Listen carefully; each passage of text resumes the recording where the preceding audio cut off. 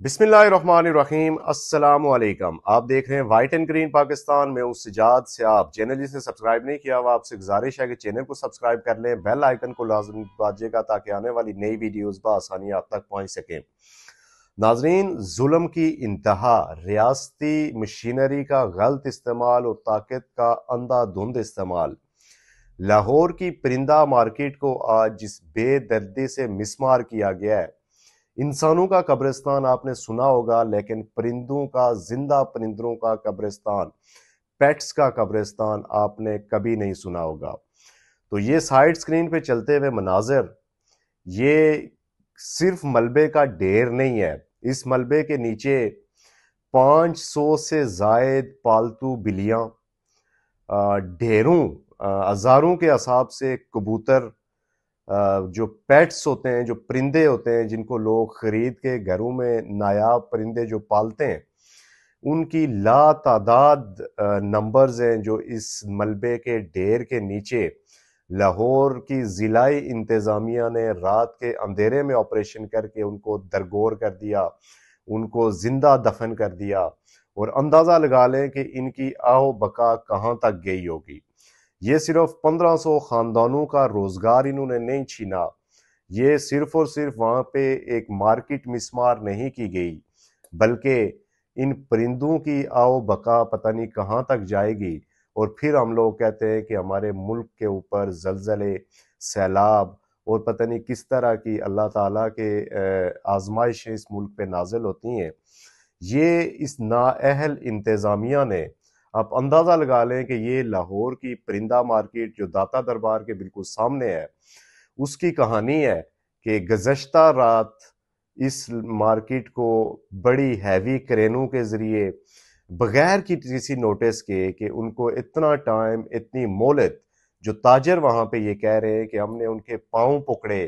ہم نے ان کے آگے جولیاں پھیلائیں، ہم نے ان کو ہر طرح کی منت سماجت کی کہ ہمیں یہ دکانیں خالی کرنے کا موقع دے دیں، کہ ہم ان دکانوں میں سے جو پرندے ہیں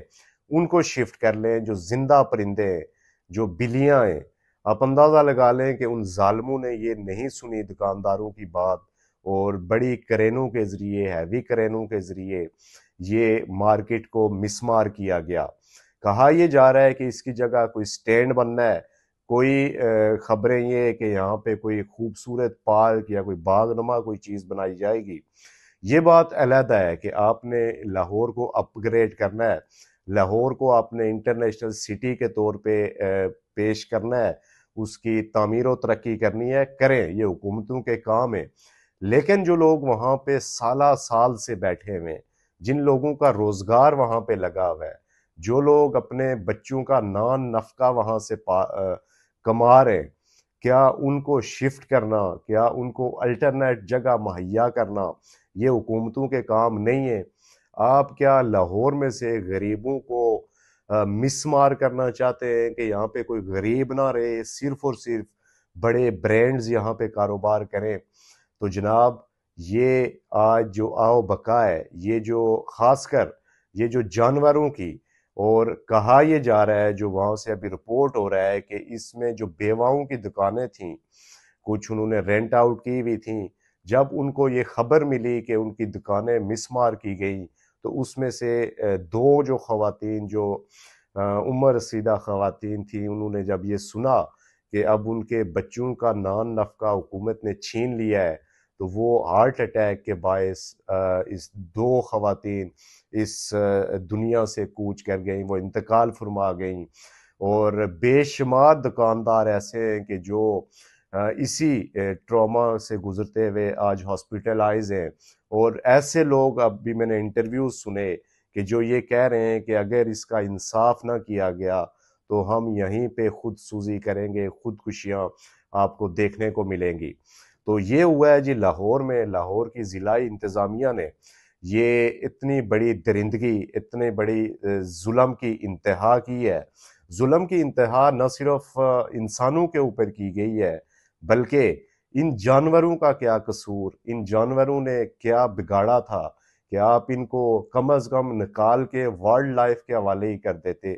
آپ کو صرف اور صرف جا کے مارکیٹ مسمار کرنے کا آپ کے پاس کوئی ٹارگٹ تھا، آپ نے وہاں سے زندہ جانوروں کو نکالنا مناسب نہیں سمجھا۔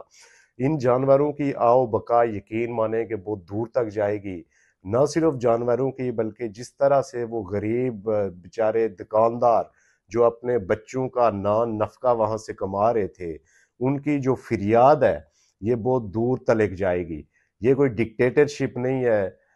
پاکستان میں، پنجاب میں، بلکہ یہ جمہوری حکومت ہے۔ جمہوری حکومتیں مذاکرات کے ذریعے، ڈائلاگ کے ذریعے چیزوں کو آگے لے کے چلتی ہیں۔ کوئی بھی آپریشن آپ کریں، یقیناً آپ آپریشن کریں، آپ لاہور کو اپ گریڈ کریں، آپ تجاوزات کا خاتمہ ضرور کریں، لیکن اس کے لیے ایک جو جمہوری طریقہ ہے، جمہوری رویہ ہے،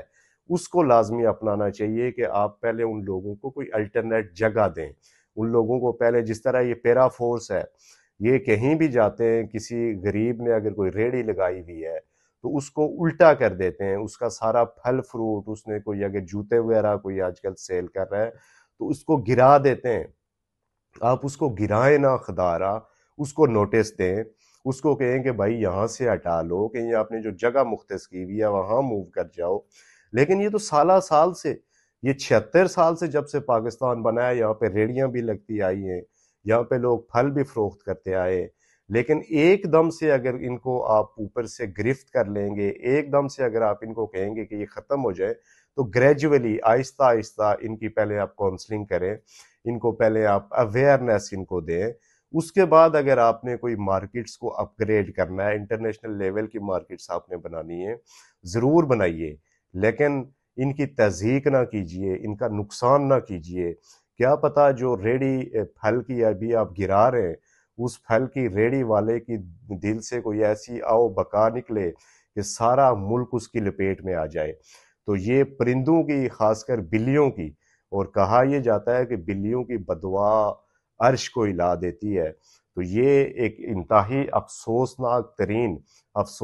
ترین واقعہ جو رات کو لاہور پہ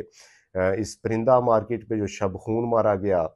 اور جو بھی تھا آپ کا معاملات تاجروں کے ساتھ، وہ قابض تھے، وہ محکمہ اوقاف کے اس میں رینٹ نہیں دیتے تھے، جتنی بھی کہانیاں آپ سنا لیں، لیکن اس کو جسٹیفائی نہیں کیا جا سکتا کہ آپ نے زندہ پرندے، زندہ بلیاں جو بے زبان، ان کو آپ نے اس ملبے کے ڈھیر کے نیچے زندہ درگور کر دیا، اور وہ اس ملبے کے ڈھیر کے نیچے اس وقت کس حالت میں ہوں گے، ذرا سوچئے۔ اور ان معاملات کو، یہ جو فورسز ہیں، ان کو اتنی بروٹیلٹی نہ سکھائیں کہ کل کو ان کے لیے باہر نکلنا مشکل ہو جائے۔ ظاہر ہے عوام کے اندر یہ جو لاوا پک رہا ہے، یہ کسی بھی وقت پھٹ سکتا ہے، اور یہ جب پھٹے گا تو پھر آپ کہتے ہیں کہ لوگ فورسز کے اوپر دعویٰ بولتے ہیں، لوگ فورسز کے ساتھ زیادتی کرتے ہیں، لوگ فورسز کی مانتے نہیں ہیں، اور لوگ پولیس کے گلے پڑ جاتے ہیں۔ تو جب بھی کہیں پہ ظلم ہوگا تو اس کا ریئیکشن لازمی آتا ہے، لہٰذا ان لوگوں کو کہیں کہ انسانیت سب سے بڑی چیز ہے۔